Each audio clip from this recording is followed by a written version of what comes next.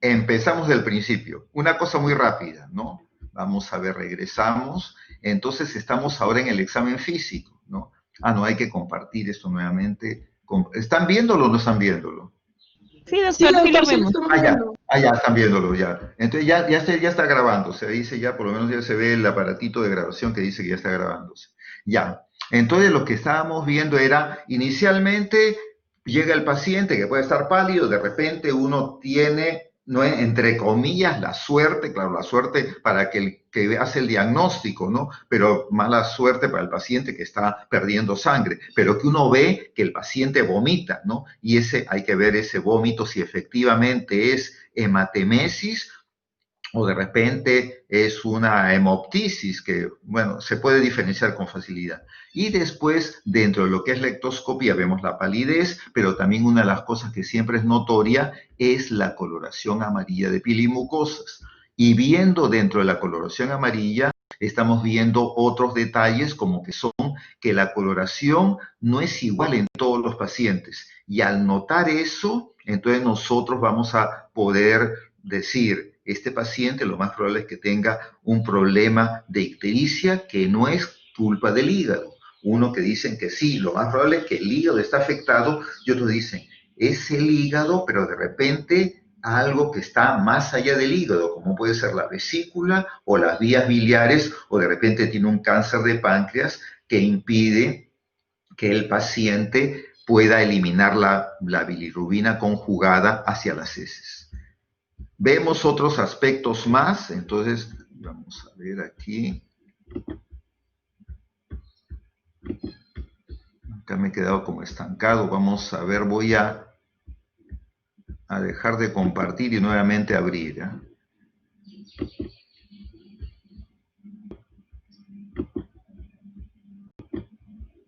Ya, ahora sí.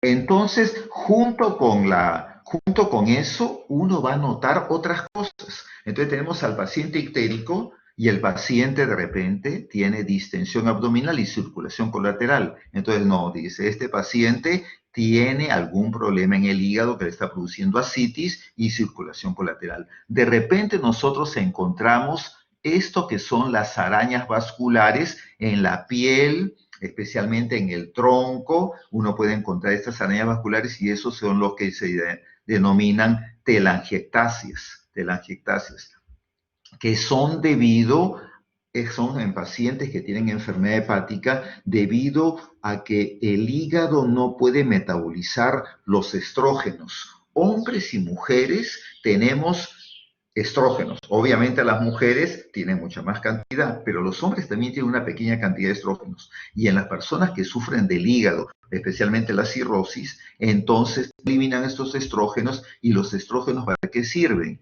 Los estrógenos son importantes en el ciclo menstrual para el crecimiento del endometrio, ¿no? Y para que pueda formarse la irrigación sanguínea en la cavidad endometrial. Y entonces esos estrógenos ayudan a abrir vasos nuevos y se producen las telangiectasias. El eritema palmar que vemos acá, que también uno tiene la mano bien roja, también eso se ve en enfermedad hepática. Y este paciente, este morenito que está ahí, lo que estamos, bueno, ahí no se nota, pero el paciente está teniendo asterixis, que es un flapping que se ve en el paciente que tiene enfermedad hepática crónica, porque no metaboliza las sustancias en el cerebro y eso hace que no pueda mantener las manos quietas, sino como flapping es como un aleteo, ¿no? Y entonces uno está viendo al paciente, pero ya está viendo muchos detalles que nos ayudan al diagnóstico. Entonces la ectoscopía es importantísima, como vemos. Dentro de la ectoscopía, claro, esto ya es un poquito más allá, pero uno puede tener al paciente hospitalizado y uno puede ver el tipo de orina. Y entonces acá tenemos la orina, ¿no? Ahí está, pongamos guardado unos frasquitos, y la orina, esta orina clara, es una orina que está coloreada por el urocromo, que es normal. Pero esta orina que está mucho más teñida es una orina que está teñida por la bilirrubina. Y la bilirrubina normalmente no pasa a la orina, y solamente pasa a la orina cuando la bilirrubina está circulando en cantidades aumentadas en la sangre, se filtra y llega. Y esto se ve en los pacientes que tienen una ictericia a predominio directo. Es decir, que uno va a notar la coluria la va a notar en el paciente que tiene un problema hepático o tiene un problema obstructivo. Pero el paciente que tiene una ictericia de origen indirecto, como la bilirrubina está unida a la albúmina es una molécula que no puede pasar, no se puede filtrar, salvo que el paciente tenga una enfermedad renal. Pero si no tiene una enfermedad renal, entonces el paciente con hiperbilirubinemia de tipo indirecta no va a presentar coluria. Y eso ya nos ayuda a diferenciar el paciente que tiene ictericia de origen directo de ictericia de origen indirecto. El paciente que tiene hiperbilirubinemia de tipo indirecta nunca va a presentar coluria. Claro, salvo con la enfermedad renal que le había mencionado, un síndrome nefrótico que se filtra la albúmina y también va a colorear, que es una cosa muy inusual. Y otro aspecto importante, entonces uno cuando está pasando visita, uno ahí está de repente el paciente orinó en la chata y uno mira la orina. Claro, la orina tiene que ser no mucho tiempo, porque después de que pasa mucho tiempo se oxida y se pone más oscurita, y esta orina normal se hace un poco más oscura. Pero ese es un dato importante que tenemos que encontrar. Igualito la deposición. Entonces, uno también puede en algún momento, porque uno le pregunta cómo es, y miren la herencia. Entonces, la acolia o la hipocolia no es que sean blancas como una tiza, sino que son así como grisáceas, ¿no? Entonces, del color de las heces, el color de las heces está formado en gran parte por algunos tintes de los alimentos, pero también está formado por la estercobilina. Y en el paciente que tiene un cuadro principalmente obstructivo, la bilirrubina, como está obstruida la vía biliar, no sale al intestino y no llega a darle color. Entonces, si uno tiene la suerte de ver la orina y las deposiciones, eso nos ayuda en el diagnóstico. Por eso es que el médico tiene que ser investigador. Nada que me da asco, no. Uno tiene que investigar y eso ayuda, y con eso uno puede hacer ya mejores diagnósticos y pedirme análisis mejor hechos. Perfecto. Esto de la inspección ya lo hemos visto, los cuadrantes. Aquí yo he puesto algunas figuras. Vamos a ver lo de la distensión abdominal, ¿sí? Acá lo de las estrías, la circulación colateral, las hernias. Y aquí en respecto a las hernias, nos vamos al final, porque en las hernias es un dato muy interesante. ¿Qué cosa es lo que tenemos acá de adicional de clase? Que el examen del paciente se puede hacer en esta posición echada, pero también es importante que en algunos pacientes, especialmente si tienen unos tumores visibles en la zona del ombligo, en la zona inguinal, el paciente uno lo examine de pie. Examine de pie. Entonces, el paciente parado se va a poder notar. Vamos a ver si por acá lo tengo.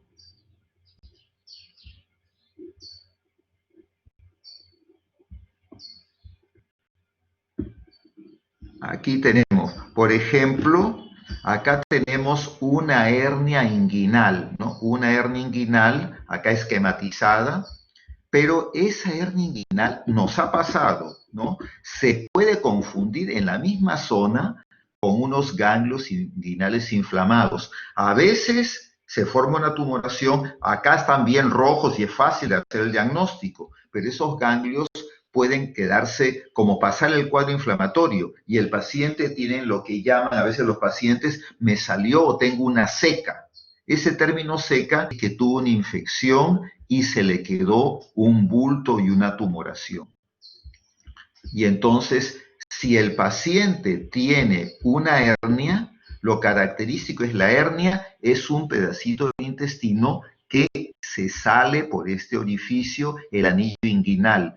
En la posición de pie, tanto en la zona del ombligo como en la zona inguinal o en la zona crural, se hace más notorio. Entonces, cuando uno tiene un bultito que dice, cuando estoy echado no se me nota tanto, pero en el momento que me pongo de pie, se nota mucho más, se nota mucho más. Entonces, ese es un dato importante que le da más valor a la posibilidad de hernia inguinal que un ganglio, ¿no? Y acá tengo también otro esquema que saqué y que esto es algo que hemos tenido nosotros experiencia, que salió un reborde de grasa.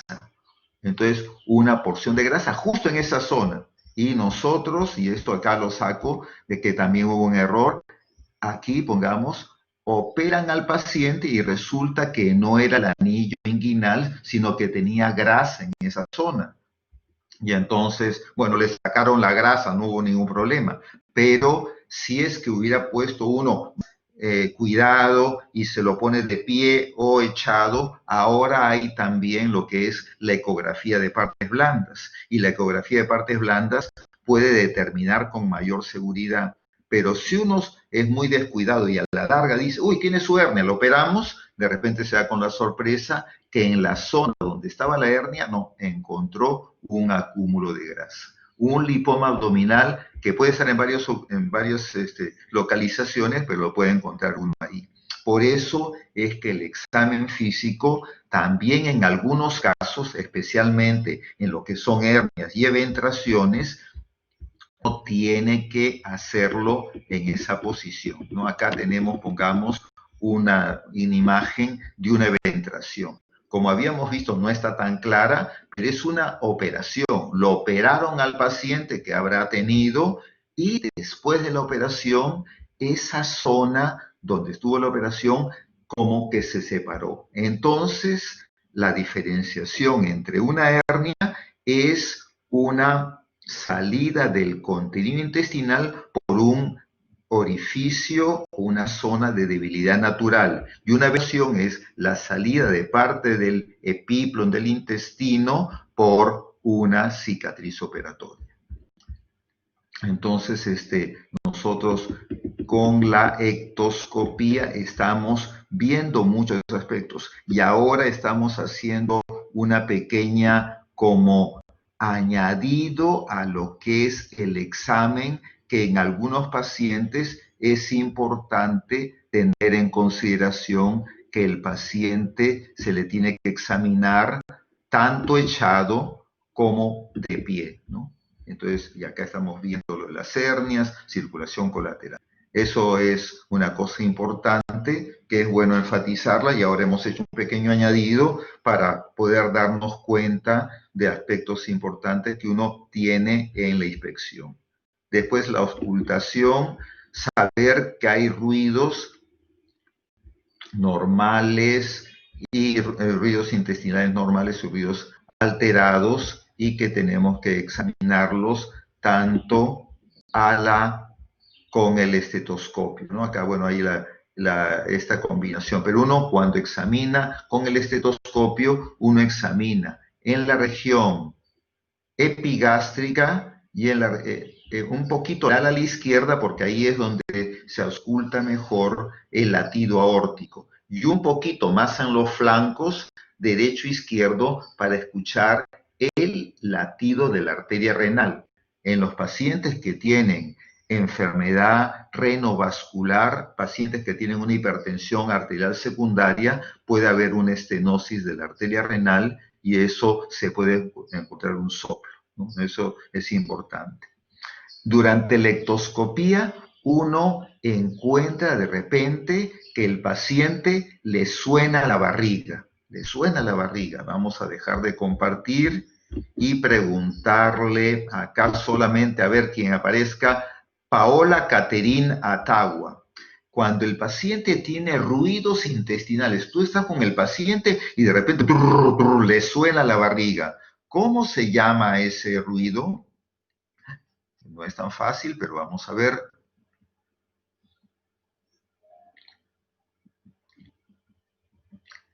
Álvaro dice peristaltismo, Rosa Mireya no quiere que Paola conteste porque ya Doctor, sabe. ¿se podrían Sí, llamar borborignos? ¿Borborignos? borborigmo, sí, Borborismo.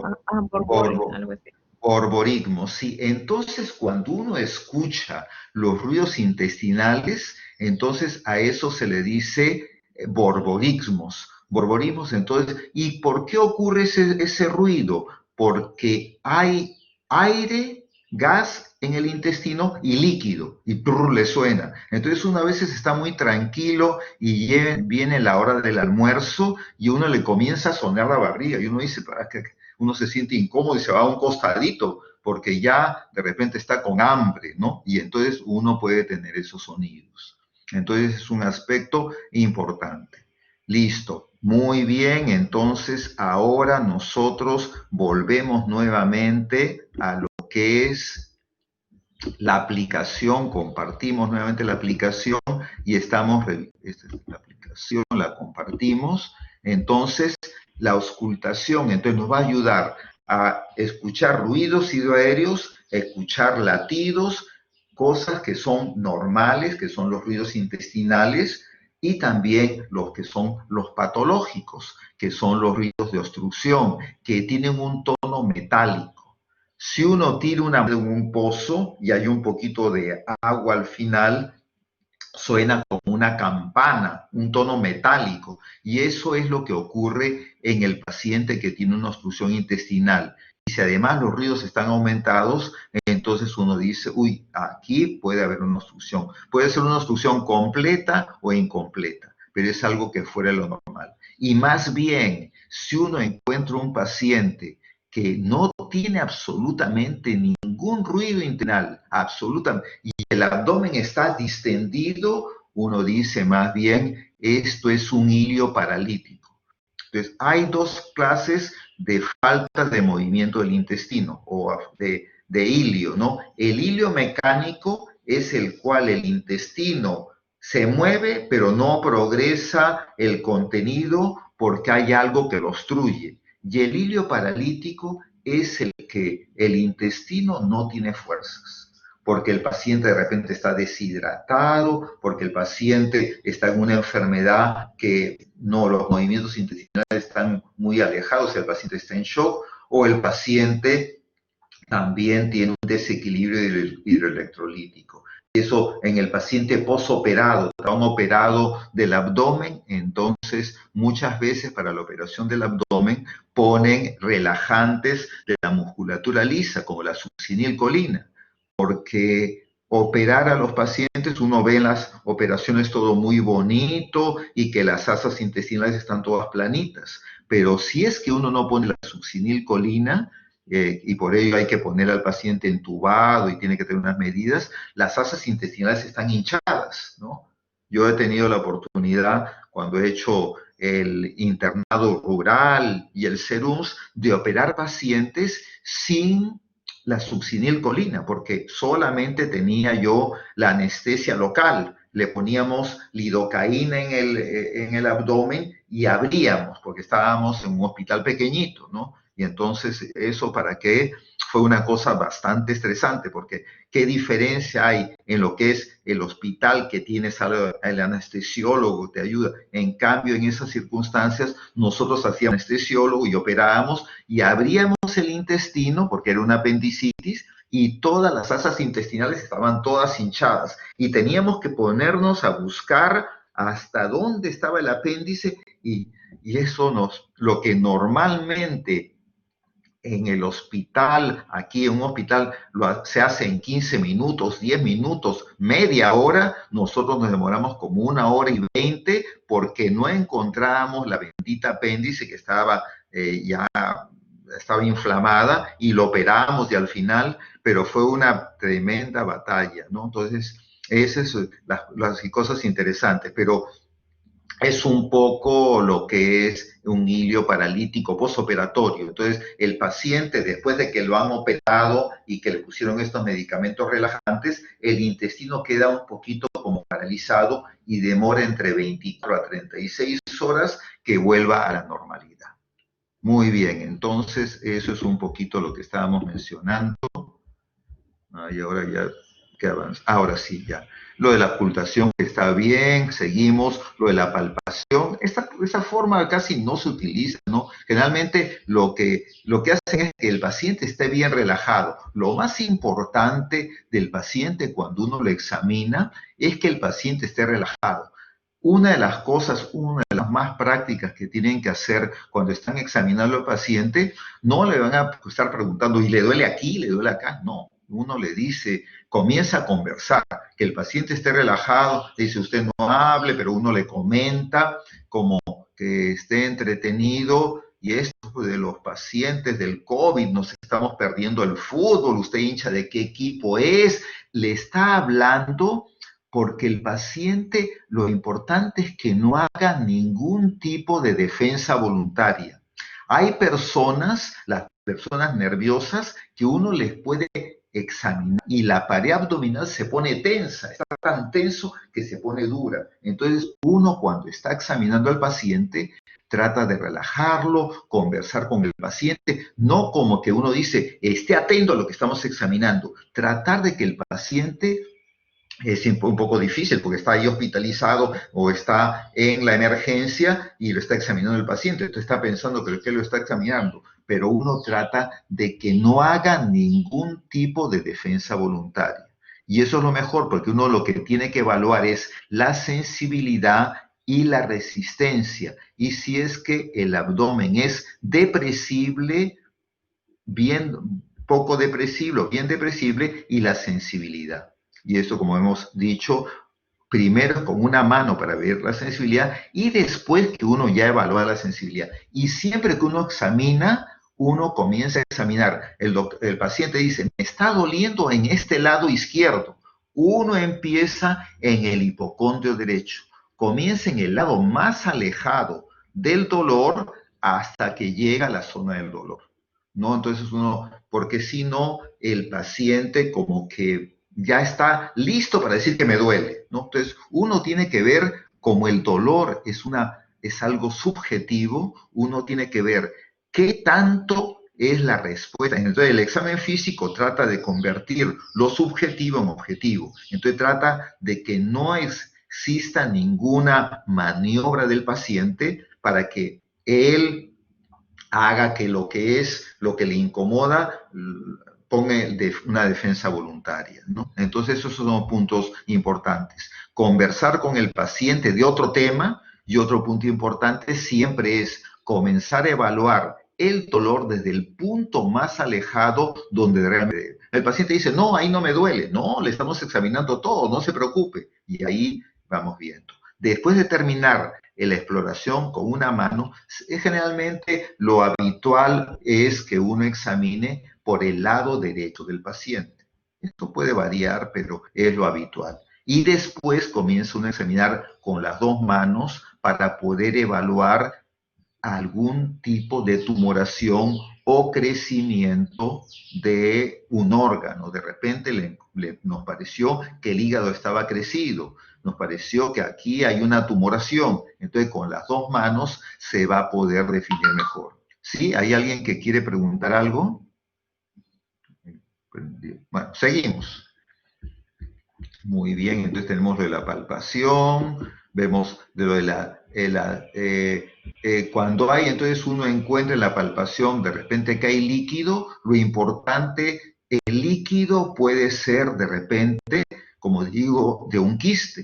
De repente el paciente tiene un quiste hidratídico peritoneal. De repente el paciente hemos tenido en consideración de que a veces el paciente puede tener un quiste ovario. Como les había dicho en la clase, y que ahora me estaba olvidando de decirlo, uno también tiene que hacer que el paciente vaya a orinar antes del examen, porque de repente encontramos una tumoración en el hipogastrio, que es una vejiga llena, ¿no? Entonces, ese aspecto. Pero si hay líquido, entonces uno tiene que discernir, ¿no? Ese líquido está en el peritoneo, y el peritoneo es una cavidad virtual, es decir, es una cavidad que recubre a las asas intestinales, al intestino, pero que no tiene nada en su interior, sino que son membranas como protectoras. y apenas hay un poquito de líquido. Pero si hay un líquido aumentado, entonces ese líquido se puede mover de un lado al otro. Y entonces cuando hay una cantidad de líquido más o menos significativa, por encima medio litro, aproximadamente 1,5 litros, ya sirve para que uno pueda ver si es que hay una oleada, es decir, que el movimiento de líquido se da de un lado para otro, de un lado para otro. Y entonces eso nos da el dato de que es la presencia de ascitis, porque si no se mueve, uno dice, entonces es de algún órgano, de repente es un quiste del hígado, de repente es un quiste hidatídico en el peritoneo que no se mueve. Ese dato es importante durante la palpación. Saber, ya estamos viendo en los puntos dolorosos, estamos examinando al paciente y entonces uno cuando lo examina y ve que hay un dolor, entonces uno trata de ver dónde se localiza mejor el dolor. Y entonces es importante, por ejemplo, en la apendicitis, ¿no? En la apendicitis, cuando recién el paciente comienza el cuadro de la apendicitis, eso generalmente se desarrolla en un día o dos. El paciente comienza con un dolor en el epigastrio, un dolor primero tipo sordo, tipo no muy claro, tengo un malestar y después de varias horas ese dolor de repente baja y se hace más continuo y se va a la fosa ilíaca derecha.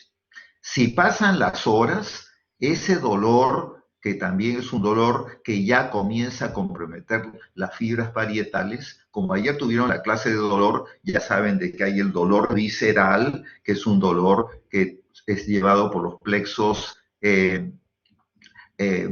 simpático, parasimpático. En el caso del dolor peritoneal, es un dolor espinal que tiende a localizar bien.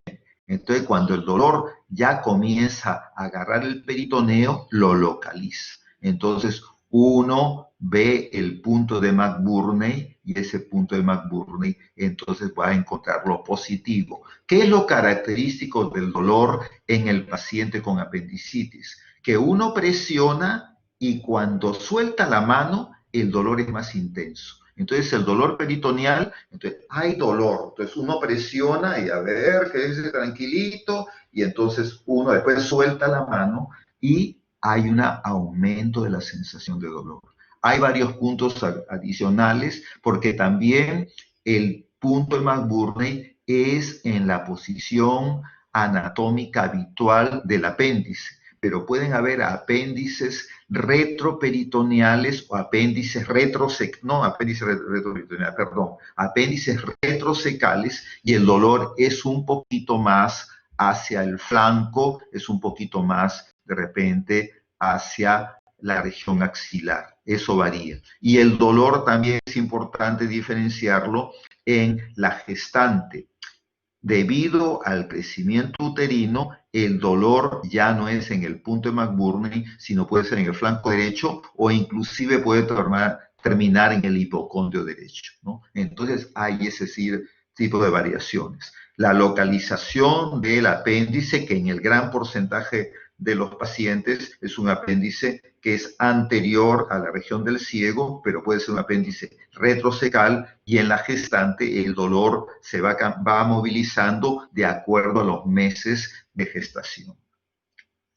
Entonces tenemos ese dolor, saber que puede haber el signo, acá el signo de Ropsic, acá nos falta poner el signo de Bloomberg.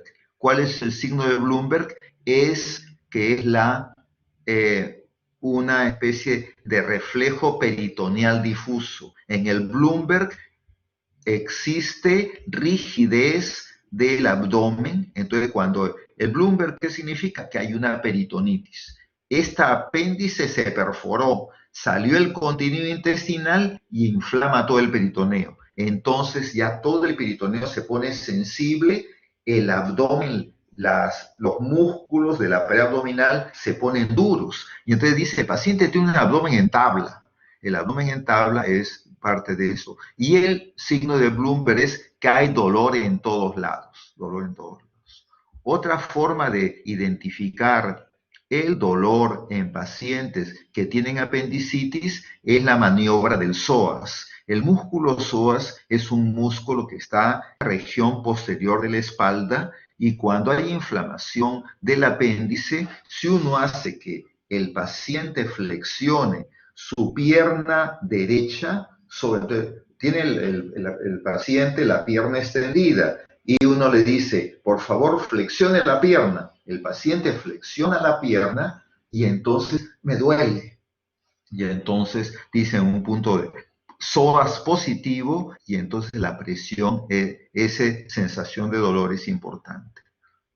Hablando de datos del examen físico, algo que se hacía antes y que ahora se hace muy poco, ahora inmediatamente le mandan a hacer una ecografía, le piden hacer hasta una tomografía para hacer el diagnóstico de apendicitis. Claro, el cirujano quiere asegurarse, uno, que sea verdaderamente una apendicitis, que no esté operando un paciente que no tiene apéndice, y le pide esos exámenes. Pero en la medida que siempre los hospitales son hospitales que no pueden hacer todos los exámenes, esta parte del examen físico es importante. Y dentro del examen físico, la temperatura rectal, si uno hace una diferencia de la temperatura oral de la temperatura rectal y esto tiene más de medio grado de temperatura, entonces tú tienes su temperatura oral de 37,2 y en la temperatura rectal tiene 37,8, 37,9, tiene más de medio grado, eso es sugestivo que hay una inflamación en la región del recto, donde está el fondo del saco de Douglas. Por eso es que también algunos pacientes, en algunas partes del examen, uno va a hacer el tacto rectal o en la paciente mujer puede hacer un tacto ginecológico para ver si es que tiene el saco de Douglas congestionado y sensible. Y eso nos ayuda al diagnóstico de cuadros inflamatorios pélvicos o de inclusive una apendicitis. Entonces acá tenemos estos puntos y esos puntos de acuerdo a localización, estos son puntos apendiculares, ese es el signo que les habíamos explicado y estos son puntos de sensibilidad en el paciente que tiene problemas de la vesícula, ¿no? Hay algunos otros datos adicionales que no estamos haciéndolos en este momento del examen físico, pero en la clase, ¿sí pregunta? A ver, voy a dejar de compartir por un momento y vamos a ver, no los podemos tener completamente olvidados. A ver, ¿quién? A ver. Si hay saco de Douglas, se habría de enfermedad pélvica inflamatoria. Sí, eso está muy bien, Paola, ¿no? Entonces, casi siempre eso puede ser de que sea el apéndice, pero primero uno piensa, lo más probable en una paciente mujer es que es una enfermedad pélvica inflamatoria, efectivamente. Y a veces hay algunos médicos, los ginecólogos, que hacen la culdocentesis. ¿Qué cosa es la culdocentesis? Que con una agujita pinchan el saco de Douglas para ver si es que sale la pus. Ahora creo que casi siempre más, porque eso como sería una contaminación, hacen la ecografía o hacen una tomografía y pueden determinarlo claramente. Porque generalmente las enfermedades inflamatorias pélvicas tienen tratamiento antibiótico, no es necesario operarse. Entonces, eso es. A Isabel Valdés, que siempre está en el INS, te están haciendo trabajar mucho, Isabel, ahí. Muy bien. Perfecto. Entonces, estamos viendo eso, son datos muy importantes lo que estamos revisando y es bueno, ¿no? Que tenemos en esa clase, justo le voy a decir al doctor Díaz que para el próximo capítulo la clase inicial más bien sean 2 horas, porque estaba yo viendo que aquí las teorías al final nos quedan como días claros.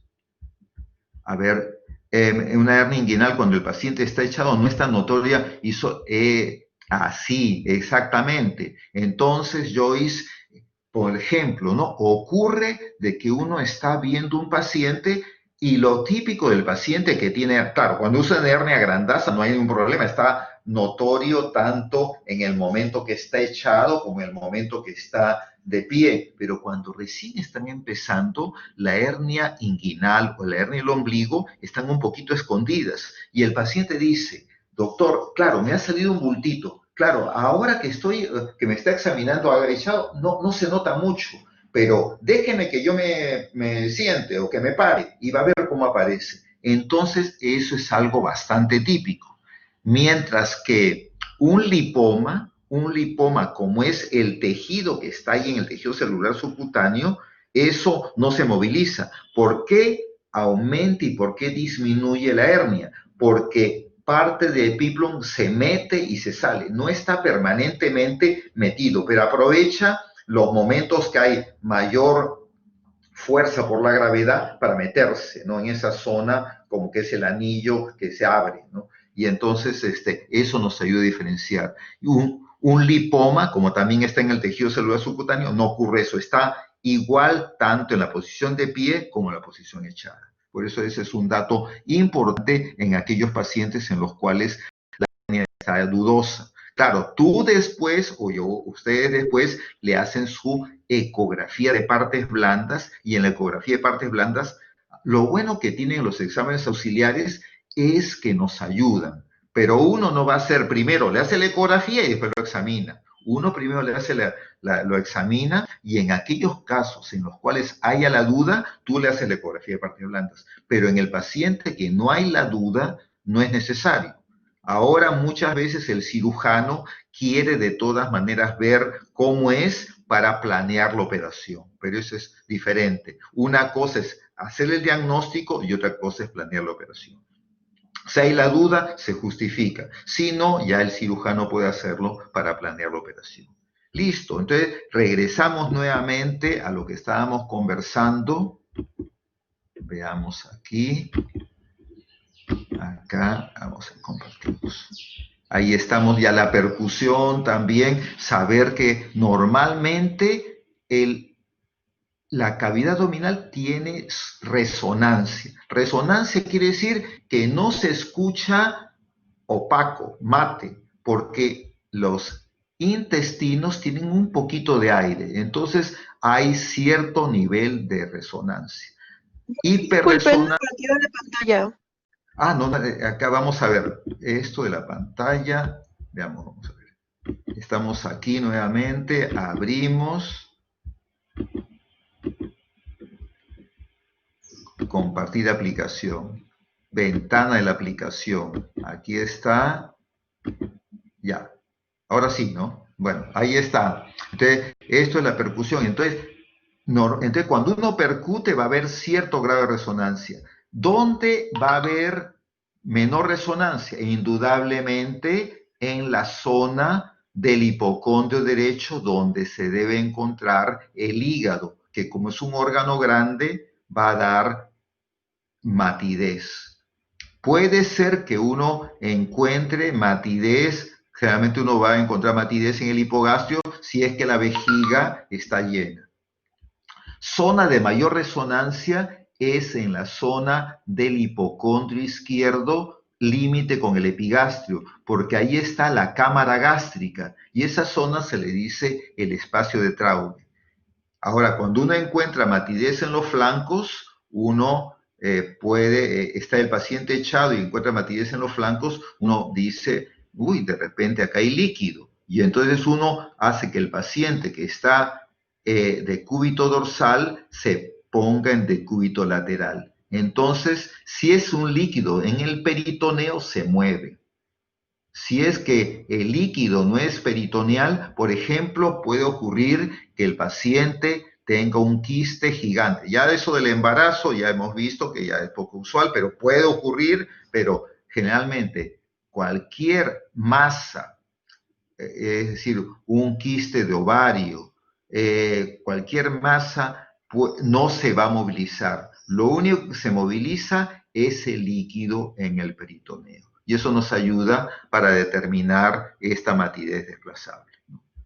Muy bien, esos son algunos aspectos que hemos estado viendo. Ya lo de la teoría también hemos revisado.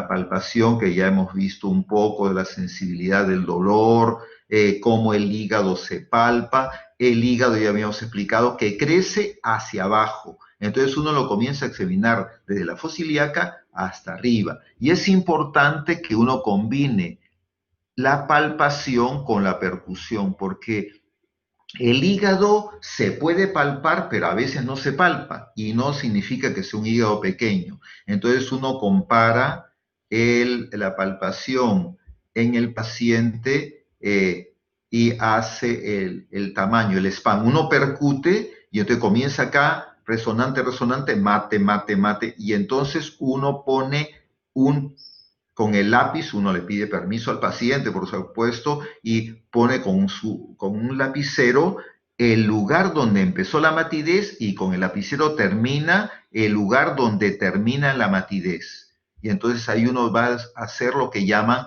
la altura hepática o el span hepático, que como dijimos es hasta 15 centímetros y hasta 10. Unos dicen 11, pero entre 10 y 15 es el valor normal a la altura de la línea medioclavicular. Si está menos de 10 es un hígado pequeño. Si está más de 15 es una hepatomegalia. Esos son datos como generales.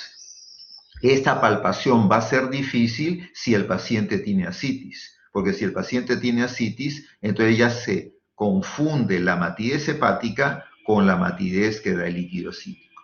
Uno lo puede movilizar y puede ayudarse, y pueden haber maniobras en las cuales uno hace la maniobra de el témpano del hígado para poder determinar mejor, pero esas son técnicas especiales.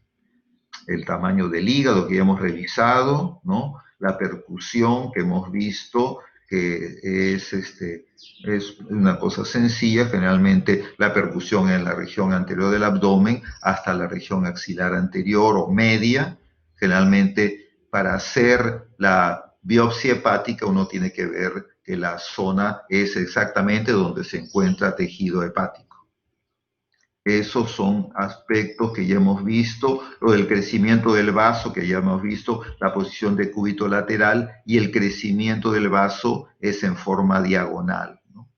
Y el vaso generalmente es bien difícil de encontrar. Hemos encontrado casos de esplenomegalia, pero la mayoría de los pacientes cirróticos que en la ecografía les encuentran que también el vaso está crecido, generalmente el crecimiento del vaso no llega a ser palpable en el abdomen. Lo que uno puede ver es que de repente se percute ahí, pero no se llega a palpar. Es raro. Los casos que hemos tenido, yo he trabajado por lo menos 2 años en la selva y he tenido pacientes que tenían paludismo, y en esos pacientes con paludismo, el Plasmodium vivax especialmente, hay el malaria, que es raro, el falciparum, que no, donde yo trabajé no había, que ahora sé que hay en la zona, pero de la frontera con Colombia, pero el vivax, que tiende a ser crónico, hay más casos de esplenomegalia. Acá tenemos algunas cosas del vaso que ya hemos visto. Entonces es importante, generalmente donde uno pudiera llegar a percutir el vaso hace que el paciente levante el brazo y lo pone de cúbito lateral, y en esta zona, por dentro de la línea axilar media, entre la línea axilar media hacia atrás, ahí se pudiera llegar a percutir el vaso. Por eso que normalmente en el examen de rutina uno no percute el vaso. La palpación de la vesícula que le hemos visto, generalmente cuando hay una colecistitis aguda que ya se repite varias veces, ¿qué ocurre? Que la vesícula se emplastrona. A ver, ¿quién sabe lo que significa emplastronamiento? ¿Qué cosa es un plastrón? Vamos a ver, aquí tenemos Alexandra Valdés, como has llegado tarde, para darte la oportunidad. ¿Qué es que dice que tiene el paciente? Dice, tiene un plastrón. ¿Qué significa un plastrón? No es necesario que lo sepan, sino solamente como quien dice, para que se entretengan y sepan que les vamos a preguntar alguna cosita. Alexandra, ¿sabes qué será un plastrón?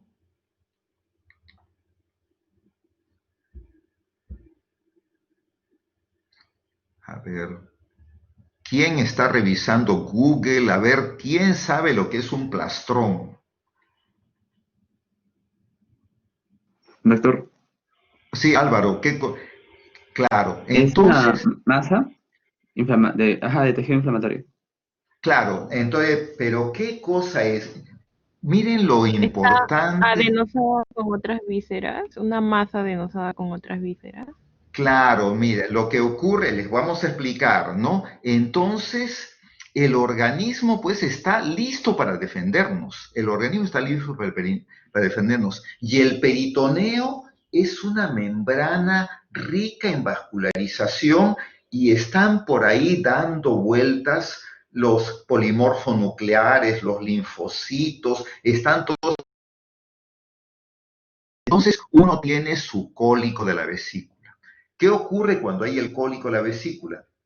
En el cólico de la vesícula, el paciente tiene un pequeño cálculo, en el gran porcentaje de los pacientes, un pequeño cálculo de la vesícula que se queda estancado como obstruido en el cístico. Y entonces la vesícula se contrae, pero el cálculo impide que las bilis salga de la vesícula y llegue al colédoco, al conducto hepático. Y entonces, y ahí está la vesícula que quiere y el cálculo que obstruye. Entonces eso se comienza a vascularizar, comienza a haber una reacción, una inflamación.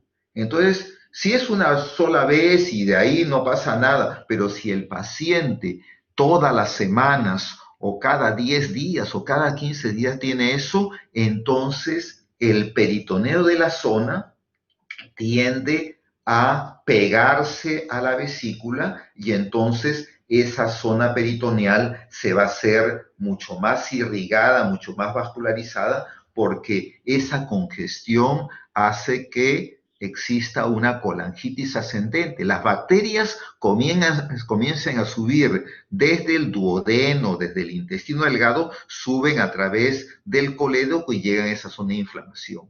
Y entonces el organismo se defiende y entonces se produce ese emplastronamiento. Entonces, generalmente, ese emplastronamiento es una forma de defensa a un paciente que tiene, en un primer momento pueden ser solamente un cuadro apenas de cólicos, pero al final eso ya es una colecistitis aguda, calculosa, y de ahí puede ocurrir que ya después existe una colangitis. Entonces, el plastrón básicamente no es que la vesícula sea palpable, sino lo que uno palpa es el peritoneo que se adosa a la vesícula como para defenderla, entre comillas, pero hace que ese peritoneo tiene muchas terminaciones nerviosas y sea muy sensible. Entonces, uno ve al paciente que está con el cólico, le pone la mano y tiene el Murphy positivo, pero rapidísimo, porque tiene ese plastrón. Otra cosa diferente, el signo de Courvoisier-Terrier. En el paciente con el Courvoisier-Terrier, acá me faltó poner un esquema, pero tenemos acá el hígado, ¿no? Tenemos el hígado produce la bilis está formada por sales biliares, colesterol, lecitina, pigmentos de bilirrubina y avanza del conducto hepático común, llega al colédoco y de repente se encuentra que la ampolla de Vater está cerrada. Entonces, la ampolla de Vater está cerrada porque tiene un ampuloma, la ampolla de Vater tiene un tumor que creció o tiene un cáncer de la cabeza de páncreas, generalmente. Entonces, al crecer el ampuloma o al crecer el cáncer, más raro es que el paciente tenga algo benigno como un espasmo de la ampolla de Vater, que puede ocurrir, pero es poco frecuente que dé un Courvoisier-Terrier. En estos casos, entonces, la bilis que tiene que salir por la ampolla de Vater no sale y se regresa. ¿Y a dónde se va? A la vesícula, siempre y cuando la vesícula esté sana, porque si la vesícula está inflamada, la vesícula tiene cálculos, entonces esa vesícula no va a poder albergar la cantidad de bilis que no puede pasar. Entonces normalmente la vesícula se va llenando de la bilis que no puede pasar y eso hace que la vesícula sea palpable. Entonces uno palpa una vesícula, ¿no? Como que fuera una especie de pera, pero que no duele, pero sí se palpa, porque la vesícula está sana, no tiene ningún grado de colecistitis, ¿no? Entonces, eso ocurre en pacientes que tienen cáncer de páncreas y bueno, uno ya más o menos imagina porque el cáncer de páncreas es muy complicado, ¿no? Y bueno, vamos viendo más partes. Llegamos aquí después al examen del recto. Acá tengo esa imagen, no me gustaba tanto, y esta es la imagen que yo pongo, que tampoco es tan bonita, ¿no? Pero las posiciones para examinar el recto, ¿no? Entonces, nosotros en lo que es el examen del abdomen, examinamos el abdomen, pero también la zona anorrectal así como la zona inguinal, son parte del examen del abdomen. Y entonces aquí examinamos al paciente. ¿Cuál es la posición mejor para examinar a un paciente? La posición mejor para examinar a un paciente es la posición número 2, la posición genupectoral. Pero es la posición más incómoda para el paciente. Entonces uno tiene que ver hacer un término medio. Entonces, la mejor posición para examinar al paciente es la posición de Sims. ¿Por qué? Porque uno puede ver la zona anorrectal y el paciente no está tan incómodo. Porque claro, en esta posición, al paciente que uno lo ponga en una consulta de esa posición es algo totalmente incómodo y un poco vergonzoso para el paciente. Claro, hay pacientes que dicen, no, lo que sea con tal de que usted me examine bien, pero esta es una forma más cómoda tanto para el médico como para el paciente. La posición de litotomía o posición ginecológica es buena para los exámenes ginecológicos, pero para el examen del recto no, porque ahí no podemos ver, de repente podemos hacer el tacto rectal, pero no vemos bien. Y esta posición, que es una posición de pie, a veces por ejemplo, el paciente está en la consulta y la camilla, no hay muchas comodidades, uno puede hacerlo de esta forma, pero tampoco es la más cómoda. Entonces, la posición habitual es la posición de Sims, que es la más adecuada. Y nosotros, cuando hacemos el examen de la proctosimoidoscopía, sí tomamos esta posición, que es la más fácil para poder ver bien la zona del recto y llegar inclusive a parte del sigmoides. Pero esas son las posiciones habituales del examen de la zona anorrectal. Y entonces, importante es que tenemos que ver la zona del recto y ver las características, las pilosidades, el color. Pongamos aquí, esta zona está un poquito más inflamada, ¿no? Generalmente acá puede haber un repliegue cutáneo, uno va a ver muchas características de la zona del recto, ¿no? Y entonces vamos a ver todas estas características y tenemos que hacer, esto de aquí, me olvidó, por aquí creo que tengo otra en la cual cómo hacemos, o no está adelante, se me confundieron, o quise ponerla y no la puse, no la he puesto, pero después viene lo que es el tacto rectal. Vamos a ver si le he puesto o no. Acá está. El tacto rectal, ¿no? Que es el examen en el cual es importantísimo, ¿no? Es importantísimo porque generalmente algunos tumores del recto, por lo menos la mitad, el 50-60% de los tumores del recto se encuentran al alcance del dedo del examen digital, y eso es importante. Y es importantísimo también para los urólogos porque el examen del recto en el paciente varón puede examinar en forma adecuada la próstata. En las mujeres que no han tenido relaciones sexuales, también el examen del cuello del útero se hace a través del examen rectal y es un examen importante. ¿Y qué cosa es lo que nosotros vamos a evaluar en el tacto rectal? Bueno, después que vemos las características del recto, en las cuales vamos a ver las características externas, la presencia de hemorroides externos, si hay fisuras, fístulas, orificios o cualquier tipo de tumoración, el examen nos ayuda a ver la sensibilidad, el tono del esfínter. Acá tenemos el esfínter anal. Vamos a ver si el esfínter tiene un tono adecuado, un tono disminuido o un tono aumentado. Si se palpan tumoraciones, y es importante también el dedo de guante, cómo sale, si es que sale las características de la deposición y también las características si es que hay sangrado. Y ahí vamos a ver si hay rectorraje o no.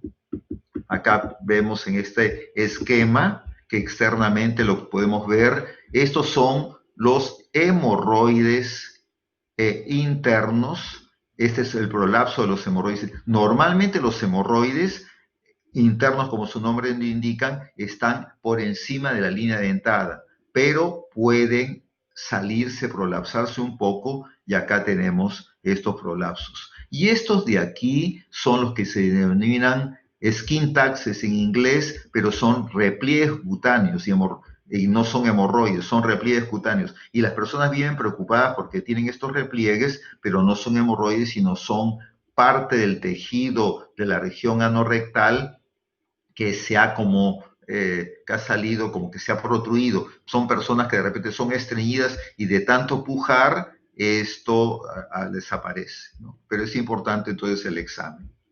Y finalmente, lo que les había mencionado, que es que junto con el examen, ya sea en el paciente hospitalizado o en el paciente de la consulta, uno vea las características de las heces. Así lo que vemos aquí, esta que está aquí en la parte inferior izquierda, son heces acólicas, que no tienen nada de tinte, es decir, que hay alguna obstrucción de la bilis que hace que no tenga coloración. Las heces que están acá arriba son heces de la esteatorrea. En la esteatorrea hay una acumulación de grasa y de aire, y estas son heces que tienden a flotar y tienen un olor bastante fétido. Estas de aquí son heces de melena o negras, y aquí vemos lo que llaman heces rojas en jarabe, en mermelada de grosella, que se ve en el paciente con intususección. Entonces, si es que uno puede ver las características de las heces, eso también es una cosa muy importante para hacer el diagnóstico en el examen físico. Y siempre, si es que uno tiene al paciente que viene del baño, uno va y trata de... Usted acaba de venir al baño, vamos a ver, pasó ya el water, no lo dejé. Eso sería lo mejor, pero de repente uno tiene que decirle, cuando vaya al baño o así, hay que mirar qué características tienen las heces. Y ahí vamos a ver si tiene moco, si tiene sangre, si son heces que flotan, etc. Entonces, la labor del médico es una labor a veces un poquito incómoda por estos exámenes, pero que todo esto del examen físico es una cosa complementaria. Entonces, no solamente es aspectos así como la palpación, sino que también hay detalles como ver las características de la orina, como las características de las heces, que nos van a ayudar a hacer el diagnóstico en forma más adecuada. Vamos a ver eso, más o menos es lo que habíamos visto, ya hemos revisado la región inguinal. Entonces, vamos a ver, volvemos aquí. Entonces, el examen físico tiene todo esto. El examen del abdomen es un examen bastante completo. Generalmente, el examen del abdomen nos ayuda muchas veces. A veces tenemos pacientes que no les encontremos nada, ¿no? En forma general. Es más fácil hacer hallazgos mientras más tardíamente viene el paciente. Entonces, ahora ha evolucionado un poco todo y los pacientes están llegando en forma más precoz, y a veces el examen físico no nos ayuda tanto y es necesario hacer ya los exámenes auxiliares. Pero anteriormente los pacientes ya llegaban un poco avanzados y uno a veces palpaba y encontraba un tumor gástrico y encontraba un hígado con un hepatocarcinoma, ¿no? Que era una cosa muy llamativa, ¿no? Ahora, junto con el paciente que está más atento, también tenemos más exámenes adicionales. Bueno, esto es un poco el resumen. Ahora sí tienen todo el tiempo para hacer algunas preguntas. La intussusección, Alison. Entonces, la intussusección. ¿Qué cosa es la intussusección? Ya lo dije la vez pasada. ¿Sabes, Alison, qué cosa es la intussusección? Porque a veces yo hablo y de repente yo pienso que todo el mundo entiende, pero son cosas un poco complicadas. ¿Quién sabe lo que es una intussusección? Entonces el paciente tiene una intussusección y todos dicen, sí, por supuesto, todo. Y alguno para sus adentros está diciendo, ¿qué será una intussusección? Alison, más o menos, ¿te acuerdas qué cosa era una intussusección? Doctor, Sí. que una parte del intestino se desliza como un deslizamiento de la parte del intestino.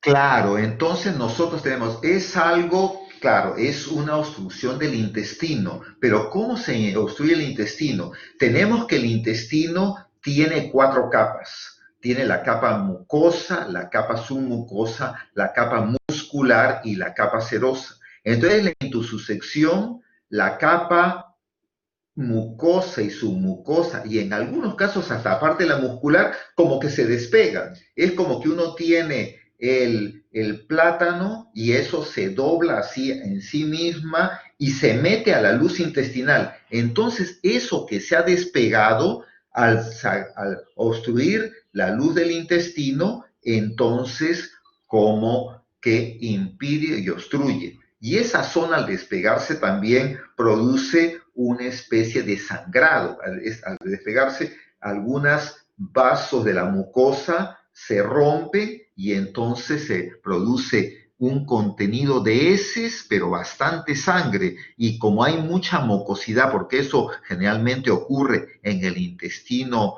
grueso, en el colon descendente, produce mucho moco como reacción inflamatoria y viene una especie de jalea de grosella, ¿no? Entonces, eso se ve más en la edad pediátrica. Es frecuente y uno puede inclusive palpar lo que llaman el botón de la intussusección. Entonces uno está examinando al niñito que está ahí todo intranquilo y uno palpa con un bultito y ese es el bultito de intussusección. Entonces palpa el bultito más ve el tipo de deposición y entonces eso es una intussusección. Esa intussusección se puede corregir, a veces le ponen un enema y eso se normaliza, pero a veces hay que operarlos, ¿no?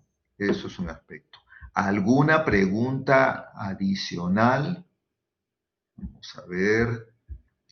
Me alegra que todos hayan venido a la clase, y espero que todas estas cosas sirvan para hacer más claridad en lo que es el examen de los pacientes. Y está bien, ¿no? Que estamos como que aumentando los conocimientos de lo que dimos en la primera clase y esto como que estamos reforzando y lo importante es que uno tenga ese criterio clínico de los conocimientos más la práctica son lo que hacen que uno sea un buen médico.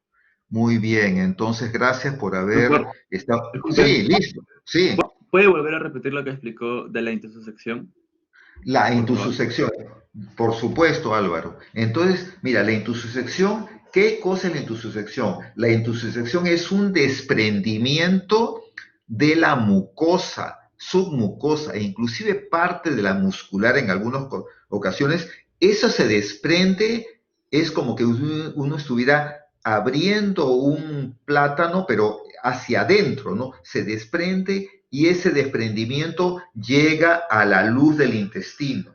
Entonces, es como que están las partes de la mucosa y submucosa se desprenden y entran en la luz intestinal. Entonces, al estar desprendiendo, jalan parte de la muscular y entonces el contenido del intestino no puede pasar. Y eso se queda ahí como que un desprendimiento. Generalmente es un desprendimiento de unos 10, 15 centímetros, nunca es un desprendimiento completo, pero eso produce una obstrucción. Y como hay un sangrado, como les decía, al desprenderse parte de los vasos mucosos van a sangrar y eso con la mucosidad del intestino que con una especie de inflamación, produce mayor moco, hace que se produzca estas heces tipo mermelada de frambuesa, que dicen, ¿no? Una jalea de frambuesa. Y entonces es un cuadro de tipo obstructivo. Si uno le pone un enema, puede hacer que esa mucosa que se desprendió pueda volver a pegarse. A veces no es necesario operarlos.